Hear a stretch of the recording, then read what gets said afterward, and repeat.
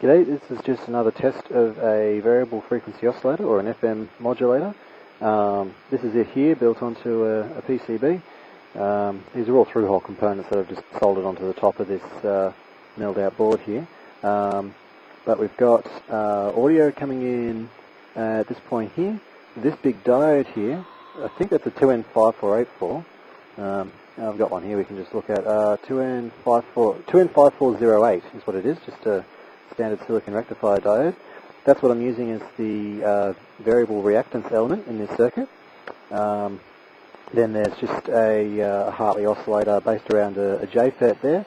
I found that using a JFET gave a much cleaner signal. There was much less intermodulation distortion using a JFET instead of a BJT. Probably just a biasing issue, but anyway.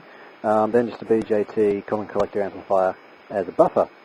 And on the crow here, you can see there's the frequency modulated signal. You can actually just note that the trigger is 25 microseconds away, and so this is just showing the frequency shift with a 25 microsecond delay on the trigger, just so you can actually see the frequency shift. If we zero it, there's zeroed. You can't see any frequency shift there at all, so that was just a big trigger delay there. And finally, there's the radio, tuned to about 4.289 meg. And like normal, the audio from the radio is going to the computer, and the audio from this video is actually being recorded from the radio receiver. So, and just lastly, this is just the audio input. We've got a microphone input here. Yeah, I'm just using the mic there, but it's not actually being amplified. All I'm doing is biasing the electret element.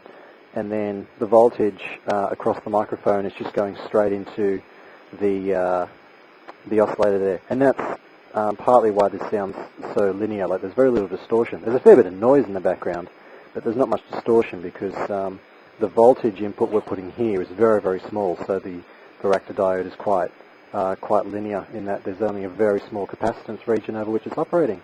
So anyway, there you go. There's a nice built prototype frequency modulation oscillator.